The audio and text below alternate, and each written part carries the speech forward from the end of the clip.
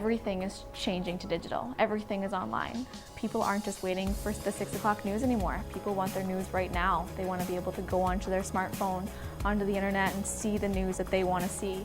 Vancouver is growing at, a really rapid rate, the Lower Mainland even, and with the tools that we're given here, we're able to cover all of that.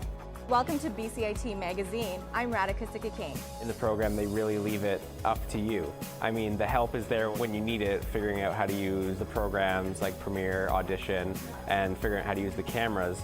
But it's up to you to sort of experiment and figure out what you can do when you go out in the field. They brought candles and flowers to remember the student who lost her life yesterday. Teresa May says the international community condemns Moscow. They really make sure that you know the basics and you are able to put out a quality product. I'm Brady Tretanero. And I'm Radhika Sikki-King. Thank you for tuning in to BCIT Magazine.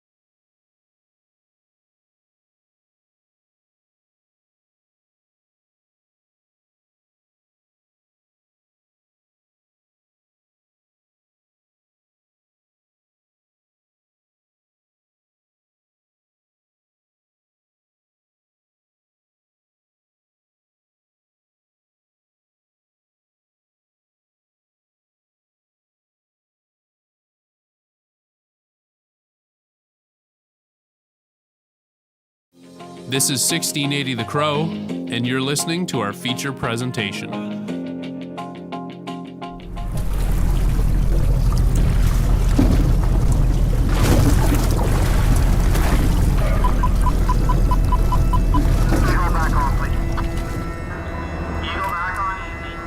One of the things they always say on board vessels is it's 99% boredom and 1% sheer panic.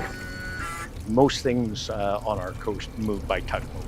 If there were no tugboats, everything would just be be crashed up on shore. We here at BCIT News had the opportunity to speak to some of the people who make sure the environment stays pristine and the economy keeps trucking along. Let me introduce the voices you're about to hear from. Spencer Gulliver is the Assistant Manager of C-SPAN's Marine Development and Recruitment. Paul Hilder is the President of the Council of Marine Careers. Kyle Russell is a port captain at C-SPAN, and John Fullerton is a BC Coast pilot. Eagle back on, please. Eagle back on easy. And then back in the 1800s, they called Boundary Passage to Tofino the graveyard of the Pacific. So many ships were lost, and then lives were lost, and eventually pilotage became mandatory. You know, a master of a ship that's used to kind of transiting the open seas, anytime they get close to the coast, they get a little nervous. The only reason why we don't have a lot of environmental disasters is because there's an entire industry designed around making sure that people are safe and able to bring in assets in and out of Vancouver. Eagle standing by. Get an Eagle, you can back half, please. There's always a risk. Oil doesn't just dissipate. The crude oil that we're hauling is a very persistent oil. It's not like a gasoline or anything, a refined product that tends to evaporate, so it's going to cause some long-term damage. And that's why it's so important to have these pilots and tugboats out there. We've got some pretty unique waterways on the coast, right? The inside passage here, there's not many places like it in the world. Is there an environmental component? Risk to anything? Yeah, there is. The latest division that we have tugboats from is High Sea, and that's a partnership with the Haisla Nation up in Kitimat. They have 3 fully electric tugs. Those electric tugs were the first in North America to be operational. So the economy of Canada depends on the little tugboat and the Canadian Mariner. I have asked from time to time how much the cargo on board a ship is worth, and you know, it can be up to $100 million. Like it's considerable. And like you say, with the TMX pipeline being complete, the number of tankers coming in and out is unprecedented. It seems like container ships and tankers, oil tankers, are like, they're always on a deadline. It's like everything is on schedule and like go all the time. Eagle, whenever you're in position there.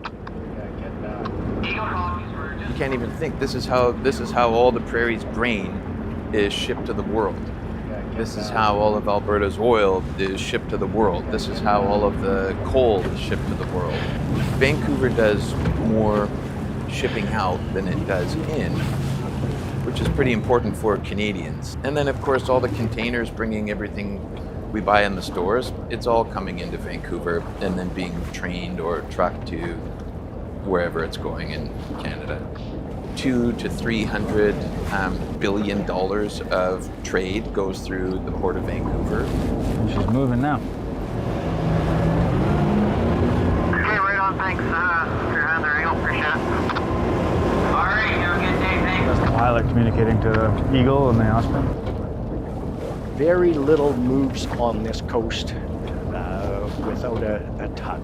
This is a business that is also really, unfortunately at the moment, dwindling with the population of baby boomers that are all retiring.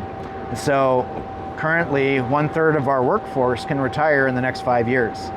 How do you replace a 40-year veteran on the water with somebody who's still wet behind the ears with a brand new certificate in their hand?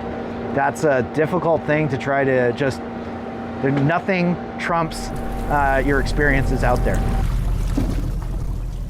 A BC Coast pilot here in British Columbia would, anywhere in between Alaska and Washington, get on board a vessel, introduce himself to the captain, sort of discover what the handling characteristics are of the ship, and then safely guide it to its destination anywhere within Canada. Basically, anytime a ship or large vessel goes somewhere which is unfamiliar to the crew, they need someone who's familiar with the area to guide them away from rocks or dangers and work with the prevailing conditions that they're experienced with. So, one of the nice things about this industry is it is such a specific niche job that if you're a tug captain, you've got a job for life if you want to stay running doing that work, right? It takes so many years of training and development for that skill set.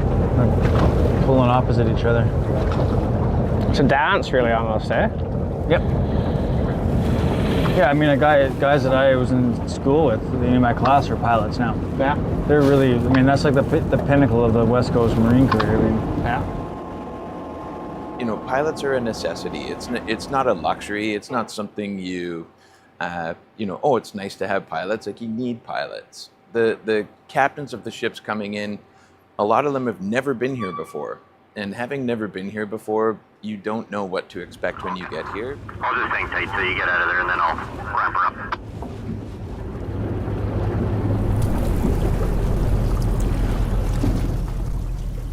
BC Coast pilots really sort of feel like they're working for the people of Canada.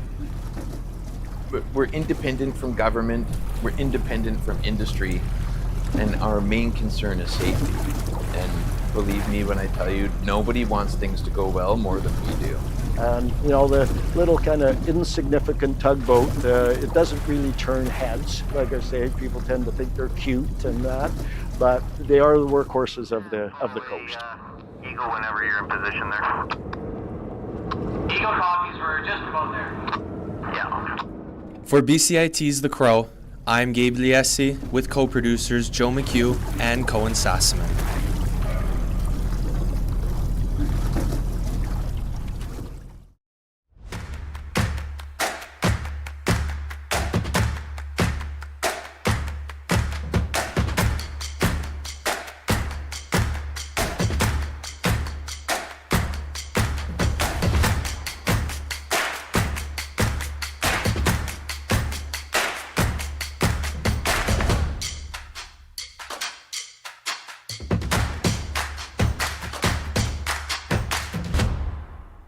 Everything is changing to digital. Everything is online. People aren't just waiting for the 6 o'clock news anymore. People want their news right now. They want to be able to go onto their smartphone, onto the internet, and see the news that they want to see. Vancouver is growing at, you know, a really rapid rate, the Lower Mainland even, and with the tools that we're given here, we're able to cover all of that. Welcome to BCIT Magazine. I'm Radhika Sikka-King. In the program, they really leave it up to you. I mean, the help is there when you need it, figuring out how to use the programs like Premiere, Audition, and figuring out how to use the cameras. But it's up to you to sort of experiment and figure out what you can do when you go out in the field. They brought candles and flowers to remember the student who lost her life yesterday. Theresa May says the international community condemns Moscow. They really make sure that you know the basics and you are able to put out a quality product. I'm Brady Tretnero. And I'm Radhika Sikka-King. Thank you for tuning in to BCIT Magazine.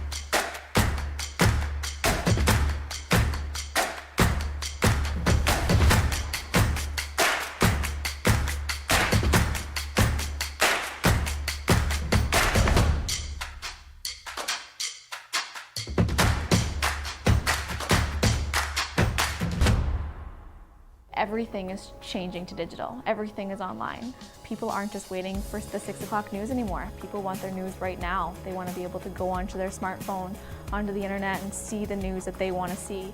Vancouver is growing at a really rapid rate, the Lower Mainland even, and with the tools that we're given here, we're able to cover all of that. Welcome to BCIT Magazine. I'm Radhika Sikakane. In the program, they really leave it up to you. I mean, the help is there when you need it, figuring out how to use the programs like Premiere, Audition, and figuring out how to use the cameras. But it's up to you to sort of experiment and figure out what you can do when you go out in the field. They brought candles and flowers to remember the student who lost her life yesterday. Theresa May says the international community condemns Moscow. They really make sure that you know the basics and you are able to put out a quality product. I'm Brady Tretnero. And I'm Radhika Sikakane. Thank you for tuning in to BCIT Magazine.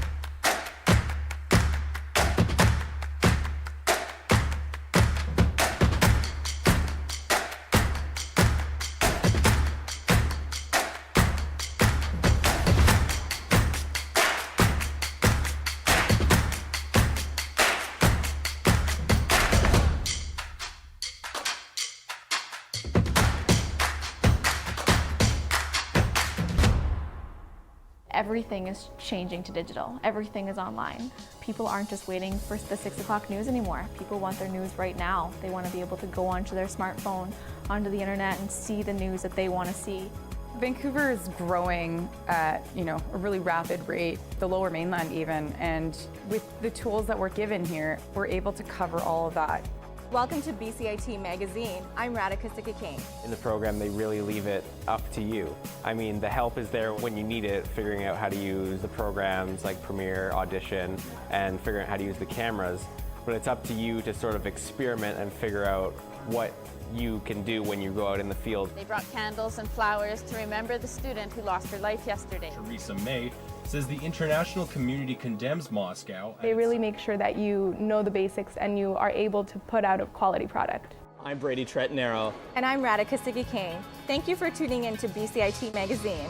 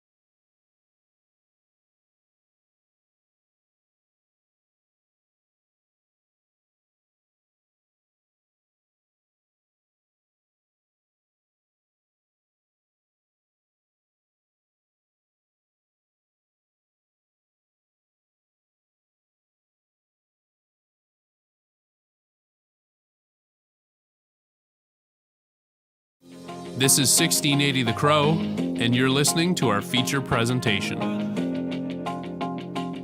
Vancouver comes alive under a canopy of pink as the cherry trees bloom and the annual Cherry Blossom Festival begins. Our reporter, Jenny Sung, has more on how the festival brings the city together.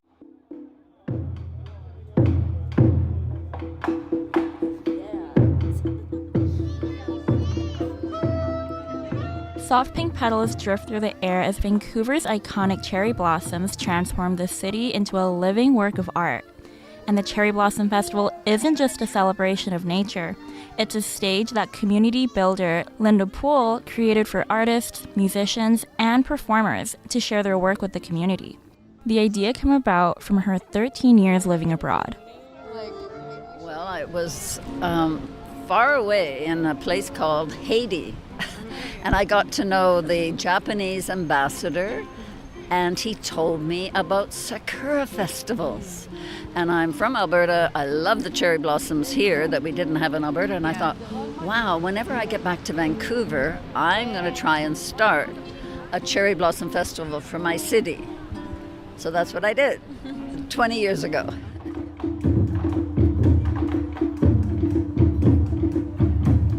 Well, you know, we launched Cherry Jam at Burrard SkyTrain Station, so it was very intimate and close, and I liked it because of the intimacy, I think. But now we've sort of branched out, and we're in bigger venues and more people, and the popularity, you know, has grown.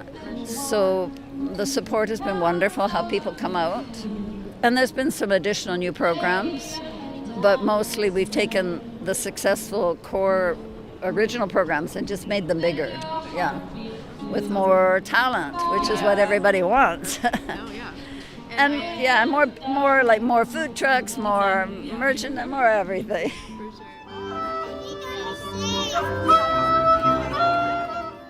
Because after our winters that are just rain and everything looks dead, when the cherry blossom comes, we all come alive. And so it really is a unifying community event, more than any other cultural event in the city. And the opportunities for more talent, because we've got so much talent, but we need more opportunities to showcase them. So I think we can be a good contributor to that.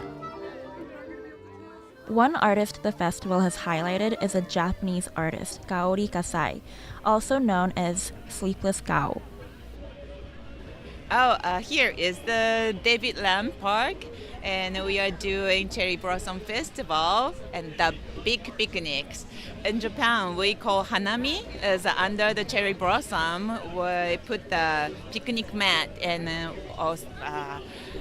atmosphere, and get together, people get together, and we have a big picnic party, that kind of thing. So that's the theme. And I also selling my art here. I'm Sleepless Cow, that's the artist name. I'm an illustrator, originally from Japan. I create the cards, prints, bags, and other things. I also collaborate illustration to different community art projects. I think it's the third year for me. But I also play sanshin, that's Okinawan banjo, on the stage.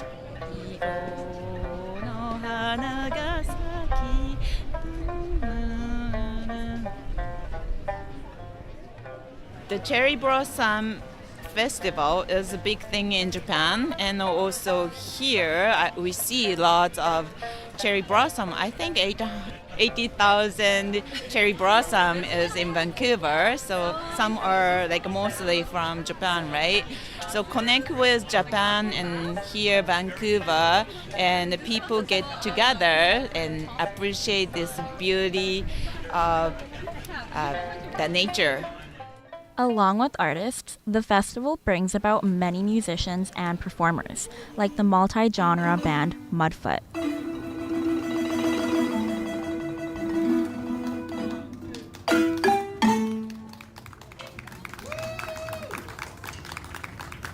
Thank you so much. Hello, how you all doing? So that song was an original composition called Circus Jerk Chicken. Today we just have Kai on the soprano marimba and Sangeeto gonna play the tenor marimba.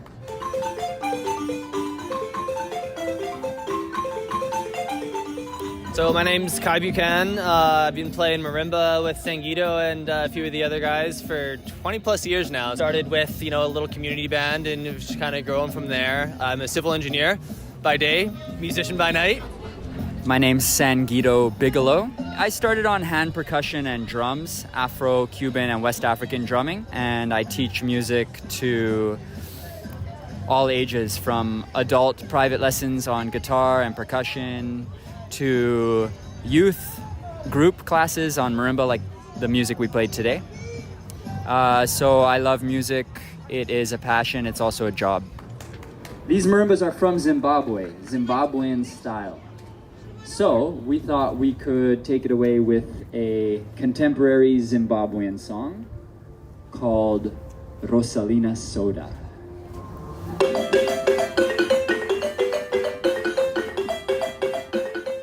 Last year, Vixen, who organized this event, she contacted me. I played here with Chris, another member of our band, and it was a lot like today, just jamming out. And super fun, community vibes, beautiful cherry blossom vibes.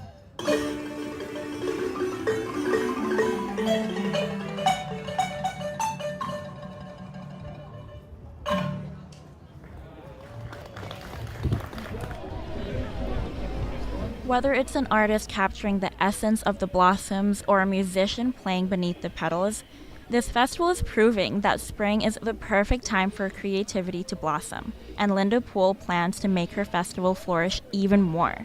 Well, now we've got momentum, and we're going to make it bigger and bigger so that it's a bigger international attraction.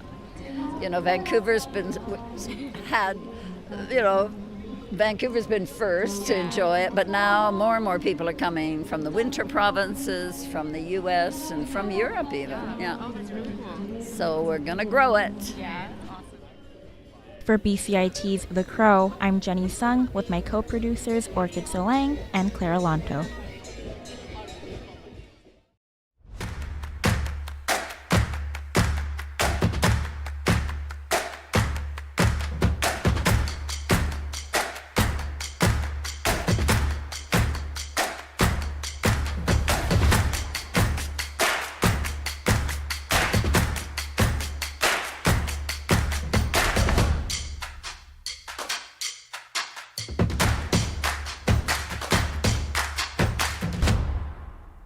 Everything is changing to digital. Everything is online. People aren't just waiting for the 6 o'clock news anymore. People want their news right now. They want to be able to go onto their smartphone, onto the internet, and see the news that they want to see.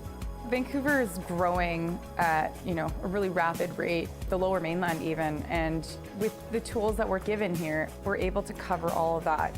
Welcome to BCIT Magazine. I'm Radhika Sikakane. In the program, they really leave it up to you. The help is there when you need it, figuring out how to use the programs like Premiere, Audition, and figuring out how to use the cameras. But it's up to you to sort of experiment and figure out what you can do when you go out in the field. They brought candles and flowers to remember the student who lost her life yesterday. Theresa May says the international community condemns Moscow. They really make sure that you know the basics and you are able to put out a quality product. I'm Brady Tretnero. And I'm Radhika Sikakane. Thank you for tuning in to BCIT Magazine.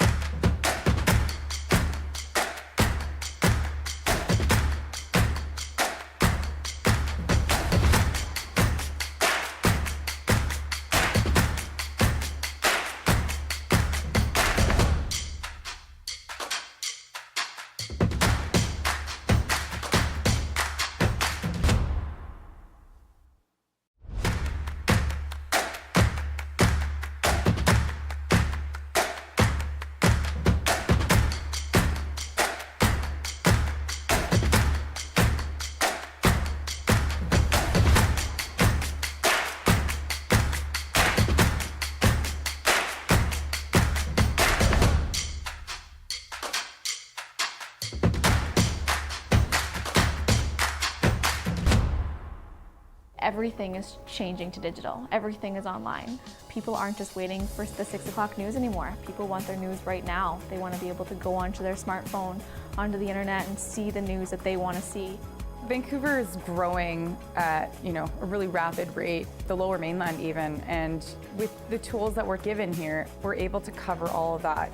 Welcome to BCIT Magazine. I'm Radhika King. In the program, they really leave it up to you. I mean, the help is there when you need it, figuring out how to use the programs like Premiere, Audition, and figuring out how to use the cameras. But it's up to you to sort of experiment and figure out what you can do when you go out in the field. They brought candles and flowers to remember the student who lost her life yesterday. Theresa May says the international community condemns Moscow. They really make sure that you know the basics and you are able to put out a quality product. I'm Brady Trettenaro. And I'm Radhika King. Thank you for tuning in to BCIT Magazine.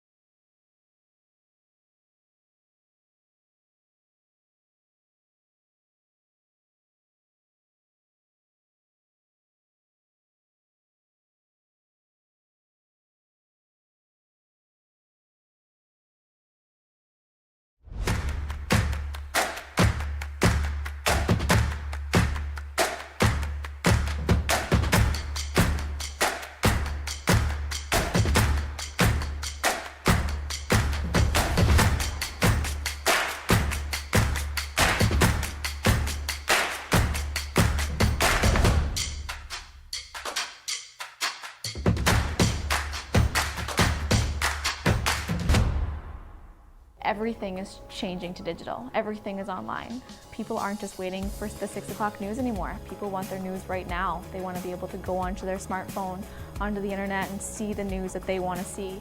Vancouver is growing at, a really rapid rate, the Lower Mainland even, and with the tools that we're given here, we're able to cover all of that. Welcome to BCIT Magazine. I'm Radhika Sikki-King. In the program, they really leave it up to you. I mean, the help is there when you need it, figuring out how to use the programs like Premiere, Audition, and figuring out how to use the cameras. But it's up to you to sort of experiment and figure out what you can do when you go out in the field. They brought candles and flowers to remember the student who lost her life yesterday. Theresa May says the international community condemns Moscow. They really make sure that you know the basics and you are able to put out a quality product. I'm Brady Tretnero. And I'm Radhika Sikki-King. Thank you for tuning in to BCIT Magazine.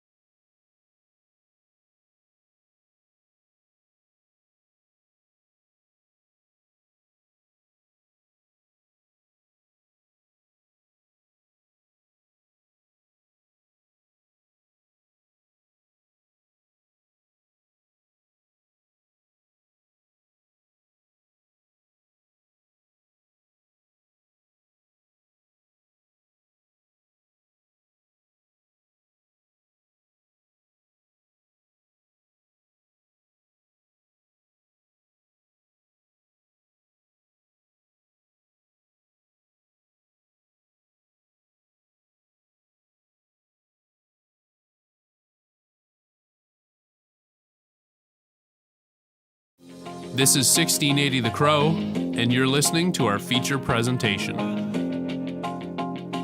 In 2007, Doreen Carter's life changed when she met Darlene McCann, who, along with a group of passionate women, helped Doreen get through her recovery process.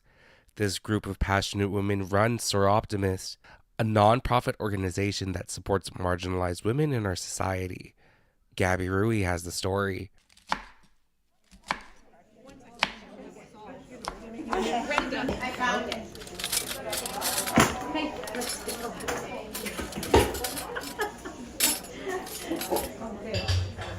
Oh, you found your apron. I found it. Yeah. Oh, that's so hard.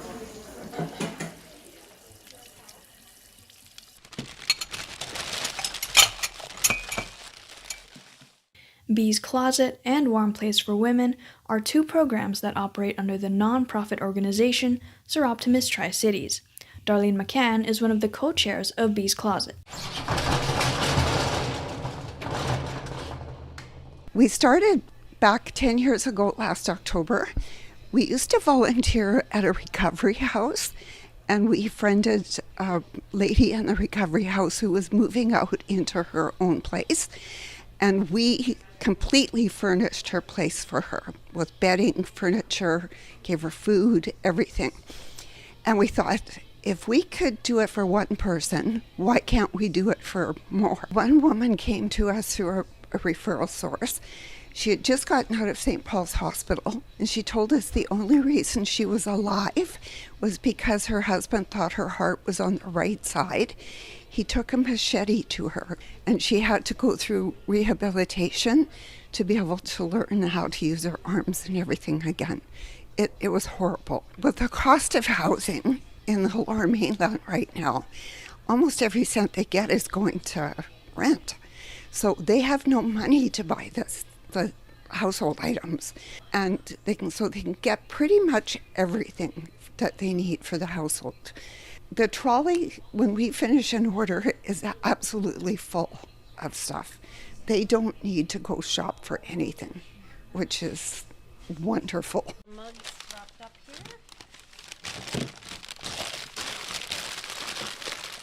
Do you have a box for dishes or?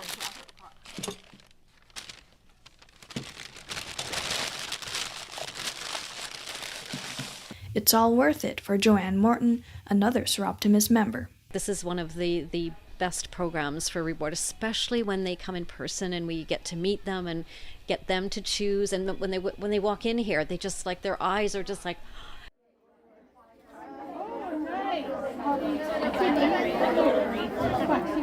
Janice Wharton, co-chair of the program Warm Place for Women, talks to us about what they do. Every month, we provide a warm meal in a local kitchen, and we have pretty close to 100 ladies and children that will come the first Thursday of every month, and we provide them with a nice meal. Warm Place even holds special festivities during the holidays, like at Christmas time. This time, we do have somebody that volunteers to be Santa. And then what we also do at Christmas time, and we ask all the people in our club, all the ladies, is to give us nice lady things. So we have a separate little room off to the side, and we have all of those things and a couple of volunteers with wrapping paper and ribbon and cards, so the children can then go in and choose a present for their mother. Paula Beatty, another co-chair of Warm Place, told us just how meaningful it can be for someone who uses their program. You forget, sometimes people just need a friend, right? So sometimes I have people still reach out to me and they want to go for coffee, or they want to ask a question, or they want to talk about their kids. And they just need a connection. One lady, and she told us that every piece of clothing that she owns, she got from One Place.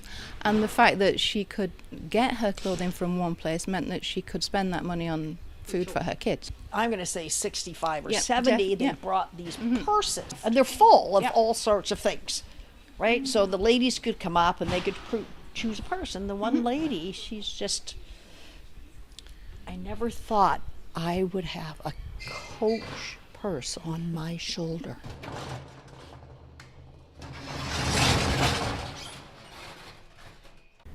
We got to attend a meal where Doreen Carter shared her story with us.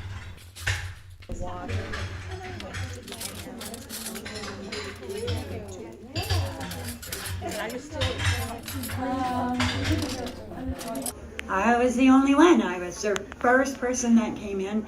I was still homeless, and it was amazing. Like, I mean, they made me feel welcome, no judgment, you know, very compassionate. We sat and we talked and stuff. They told me that they had cooked for 80 people. It was spaghetti and garlic bread, and I'm like, wow, you know, I'm the only one here.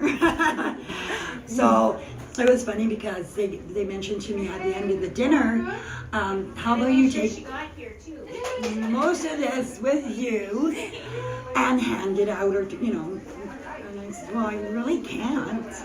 And they kind of looked at me, and I said, I live in a tent.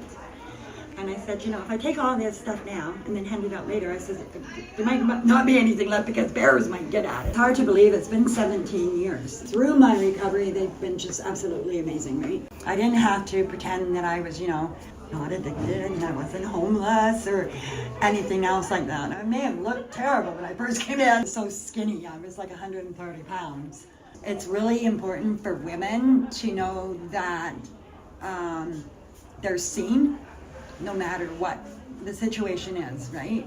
Whether it's abusive, whether it's drug related, whether they're pregnant, homeless. This program is so important because all the women can get together and they can talk and, you know, hopefully come to a solution. And then just be themselves, right? So, but there needs to be more done. These people deserve a place of their own, right? So there needs to be more shelters, and that's, you know, even for downtown East Side, anywhere, like all over the province, we need more shelters, and that's what I would actually work for. I would think that in order to get some more support and everything is to write letters. Like, get the community to write letters. An issue that Sir Optimus faces right now is the lack of funding. They must rely on our municipal governments for help. When asked about government support for women in need, Port Moody City Councillor Samantha Aktarup said this. Recently, City Council supported an application for a women's transition shelter, so that will get built. That will have between 40 and 50 units of housing for women and children fleeing violence and abusive situations. So I think overall City Council is supportive. It's just how we support might be limited in some capacity depending on what kind of support is being asked of us. Yeah, so the way it works now in terms of funding, we have a grant cycle, and it's the grant applications go in and we have a small budget. I think it's about $20,000 set aside to fund local nonprofits, and the grant, like the support for new immigrants or women fleeing violence, or even just finding housing or training, it seems to be somewhat financially constraining, let's say. A report from Stats Canada showed that in 2023, over 78% of victims of intimate partner violence were women. Vulnerable women, especially those further marginalized by factors such as class and race, rely on resources that organizations, such as Sir Optimus, provides. It is clear that more supports are needed to help people just like Doreen and the other women who use programs like Sir Optimus. For BCIT's The Crow, I am Gabby Roy with co-producers Jeannie Lynn and Keone Mo.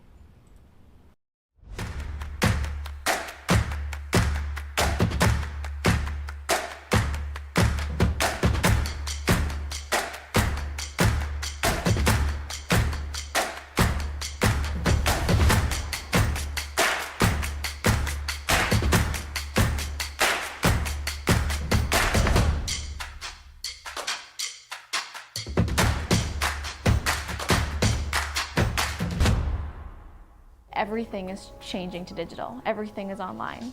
People aren't just waiting for the 6 o'clock news anymore. People want their news right now. They want to be able to go onto their smartphone, onto the internet, and see the news that they want to see. Vancouver is growing at, a really rapid rate, the Lower Mainland even, and with the tools that we're given here, we're able to cover all of that. Welcome to BCIT Magazine. I'm Radhika Sikakane. In the program, they really leave it up to you. I mean, the help is there when you need it, figuring out how to use the programs like Premiere, Audition, and figuring out how to use the cameras. But it's up to you to sort of experiment and figure out what you can do when you go out in the field. They brought candles and flowers to remember the student who lost her life yesterday. Theresa May says the international community condemns Moscow. They really make sure that you know the basics and you are able to put out a quality product. I'm Brady Trettenaro. And I'm Radhika Sikakane. Thank you for tuning in to BCIT Magazine.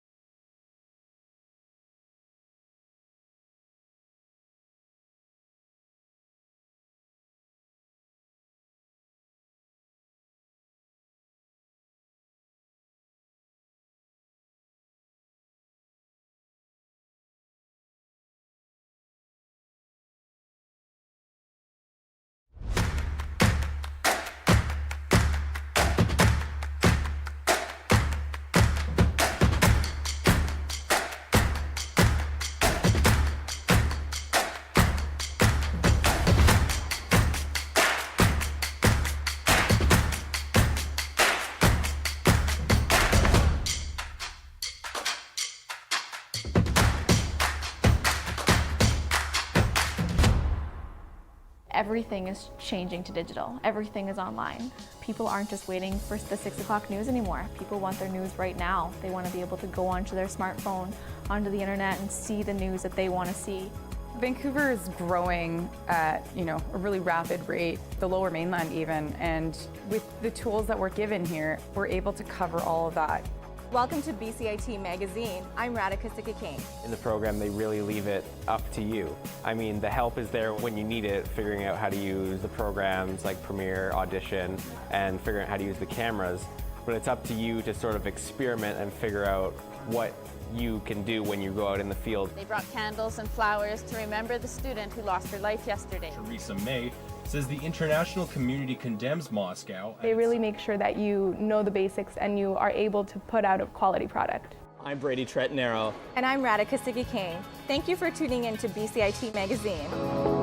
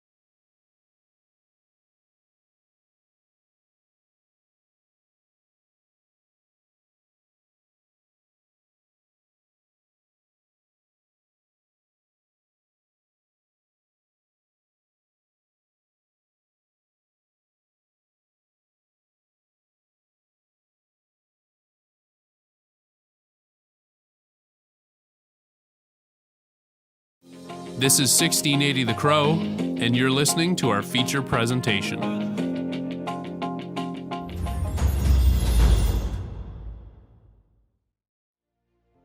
Ice hockey, Canada's national winter sport. 500,000 young Canadians take to their local rinks as their parents cheer on from the bleachers above. Many of those children dream of one day playing the game they love professionally. What they may not know is for their dreams to come to fruition, their skates will be digging into an ice surface far from home with their parents cheering them on from afar. This is my third year away actually now, so the past 2 years I spent at a prep school in Ontario. First year I started here was 2021-22 season. And then moved my way onwards to the Lethbridge Hurricanes at 18. I was 17, so I was a bit, I wasn't as mature as I am now today.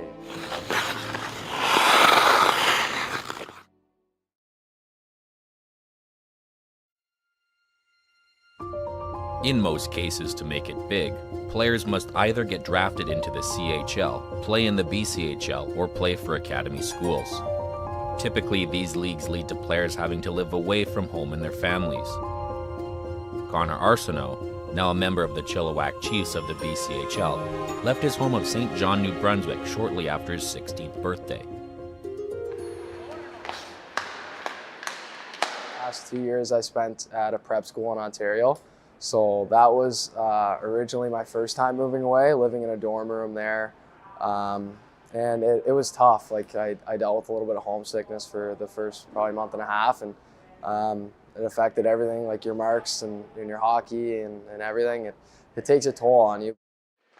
Mental health experts say 14 to 16 is a crucial period during a teenager's upbringing. When they're leaving home is kind of, it's a period of a lot of development in the brain. And, kids are trying to look at more autonomy, agency, they're pushing the envelope, trying to do more things. And so I think, you ask about that time in their life, I'm more kind of focused on what was going on in the 10, 11, 12, 13 prior to that, right? And so kind of the attachment piece of, all these kids are kind of coming into an opportunity in life where there's a lot of pressure. As young players move away to unfamiliar places, their parents put their trust into billet families to look after their children. Billets are tasked with housing and feeding players, playing a crucial role in a player's journey. I would imagine that the kids are probably pretty nervous. Their parents are pretty nervous because they're always like, where are you going? Like, who are you staying with? So I'd imagine before they get there, they have reached out to some of the teammates or found out what their billet situation was like.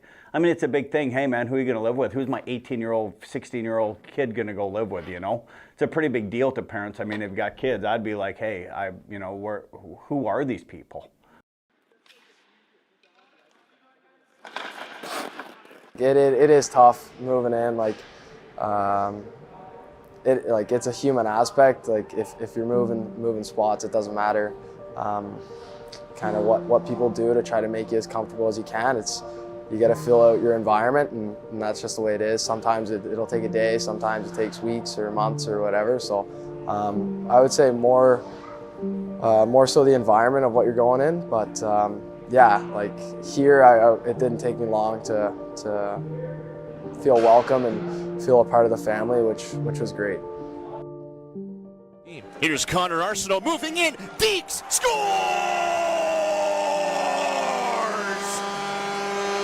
Great goal, Connor Arsenault! Establishing how to best interact with the new members of their home goes a long way into building trust in a billet household. Everybody has different levels of communication, and you're having another kind of like youth in your house that you may have parented, but every child needs to be parented differently, right? And you handle them all uniquely different. Sometimes food can be a great way to kind of bridge relationships and to really have that kind of, breaking bread together and what are their kind of pregame meals and really trying to make them feel at home and comfortable. Dinner time at our house, and I think the boys would agree, pretty entertaining, pretty fun, right? I think that's important for us, and we all make an effort to sit down at the table. Dinner's at 6 o'clock. Dinner's at 6, right. And we're all sitting down talking about our day. Joining the trio at the dinner table is another billeted player. Some billet brothers that I've had in the past that I wasn't so close to, and obviously some that I am really close to, and I'd say Connor I'm pretty close to him, even though he came in December. I feel like we've already grown a pretty good relationship. Other, say, males or boys in the house, it's a bit of a mentorship role. And I think, it's easier for them to be more kind of like boys will be boys, and they can be more relaxed and natural in those environments. Mateo's been with us for 3 years, which is really cool. It's the longest time we've had someone with us. We often go through change throughout the season, and last season was the first year that we didn't have anybody traded. So having Mateo for 3 years has been really cool. Yeah. And one of our first players always used to say that it was part of the package, so that now that he was in our lives, he was, he was part of the package. So Mateo now has us for the rest of his life.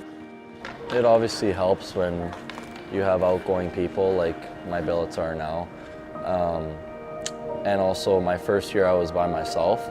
So that was kind of a bit of, my first year I was 17, so I was a bit, I wasn't as mature as I am now today, but I mean, obviously helping or living with other teammates too really helps, and I think that really brings a comfort level to me. And obviously the billets at the end of the day, they're taking strangers in, like pretty much strangers, they don't know who they are, and they're opening their homes to us. So, that just goes to show how caring and those type of people are, so I can't appreciate them enough for that. Billet families provide crucial support for the players they care for. But in times of need, there's nothing like hearing mom or dad's voice. Family's that important, and family's what got me through that, just leaning on them. And I'd call my parents, I don't know, at the start, probably like 4 times a day just to hear their voice and get them to help me push through it. And there was a time where I didn't necessarily want to give up hockey, but yeah, I was like, yeah, I can't do it. I want to come home. And my dad said, just push till Christmas. See what you can do and just enjoy every day, get a routine. And that's what I did, and found some buddies. And now if I would have gone back home, I would have been kicking myself right now. Bulldog blue line, lost it. Arsenault shoots, he scores! My experience has been that when people know they have that person they can rely upon, they're not necessarily, having to be face to face with them, proximal in the same room, but knowing that they can, that when they reach out to that person, they're going to get back to them, and that can provide a level of reassurance and comfort. There's lots of kind of hyper masculinity appearing at this age, and lots of bravado. But there are a lot of tender young men that I see who really are reaching out to their mother, their father, their grannies, when they want to feel when they're homesick, so to speak. And they do get homesick, right? Having the reassurance of family from afar means the world to the players, but it's not quite the same as seeing your loved ones in person. Even my grandfather now, my nan who has passed away, but I miss them a lot, and other family, aunts and uncles and cousins, and it's tough moving away.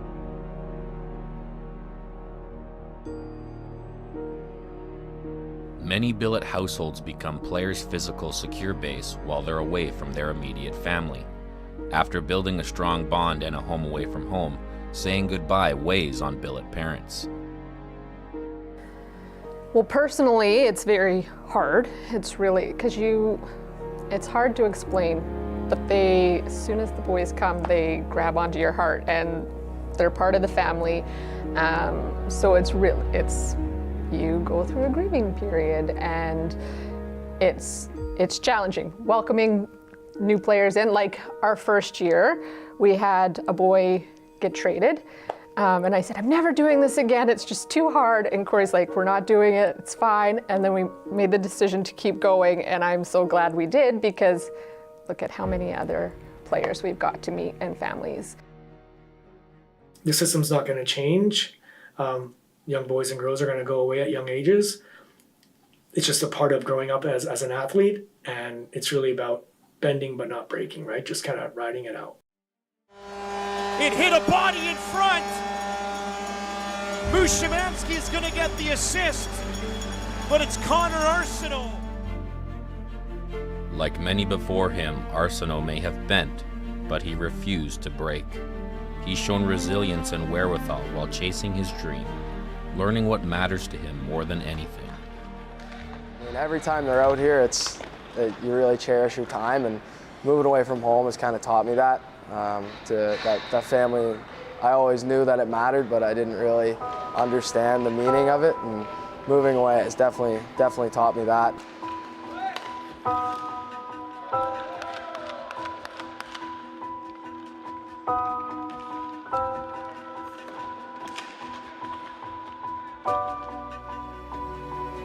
Knocked down Connor Arsenault as the Chiefs come away.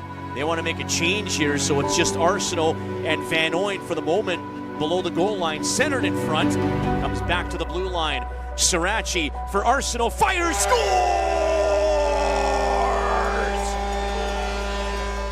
Here's the far side, Morin. Elfring to the net. Mercick following up. Mercick backhand scores.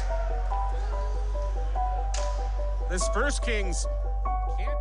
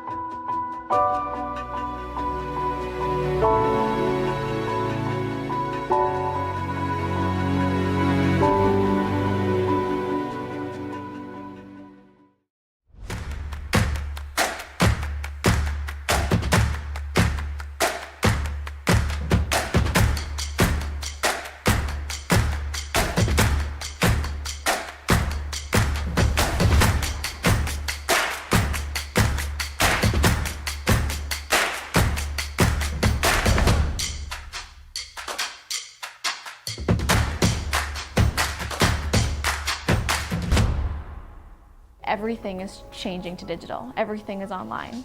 People aren't just waiting for the 6 o'clock news anymore. People want their news right now. They want to be able to go onto their smartphone, onto the internet, and see the news that they want to see. Vancouver is growing at a really rapid rate, the Lower Mainland even, and with the tools that we're given here, we're able to cover all of that. Welcome to BCIT Magazine. I'm Radhika King. In the program, they really leave it up to you. I mean, the help is there when you need it, figuring out how to use the programs like Premiere, Audition, and figuring out how to use the cameras. But it's up to you to sort of experiment and figure out what you can do when you go out in the field. They brought candles and flowers to remember the student who lost her life yesterday. Theresa May says the international community condemns Moscow. They really make sure that you know the basics and you are able to put out a quality product. I'm Brady Tretnero. And I'm Radhika King. Thank you for